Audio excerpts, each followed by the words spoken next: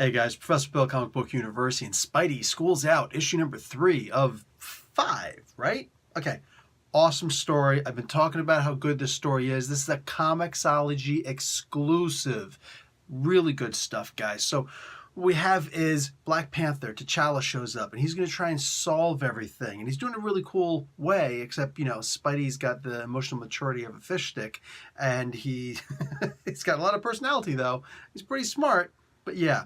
EQ of a fish stick. So he completely screws everything up, and he winds up making things harder for Black Panther to clear his name. And he's trying to clear his name.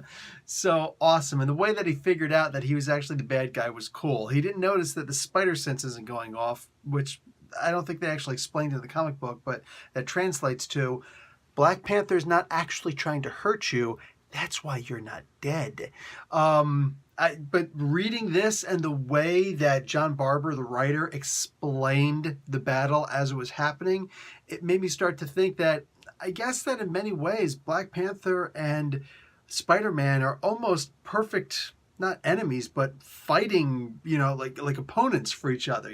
Their styles and their powers kind of work perfectly off of each other, and Black Panther's a lot more training than he is power, but he's still got power, man. That heart-shaped herb, if that's not a super soldier serum of some sort or another, I don't know what is. So this was great. And at the end, man, holy crap, that ending. I'm looking like, do they know Parker's identity? Do they not know Parker's identity? What the F? I'm literally like, dude, next issue cannot come soon enough. That's messed up. I gotta read this. So again, John Barber writing, Todd Knock on art. Fantastic, beautiful art. Colors are pretty sexy too, but you got Rachel Rosenberg on there, so duh. And letterer, Comic Crafts, Jimmy Betancourt. Instead of VC, they got Comic Craft over here. Jimmy Betancourt, I've mentioned before, I love his name because it sounds like Nuno Betancourt. You remember from the band Extreme? More than words. Okay, Gary Schroen, I am not, I get it, but you get what I'm saying.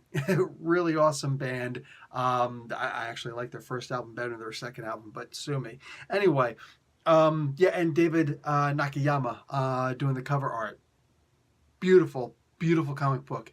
Guys, if you're not going to do this stuff on Comixology, seriously, with all intent, all sincerity, go and grab this when it finally comes to trade paperback, because they're not going to make a physical comic book form of this until it goes to trade. So definitely buy it then at the very least. This is a great young Spider-Man story, young Peter Parker story. Anyway, guys, that's it for me. Professor Bill, Comic Book University. Class dismissed.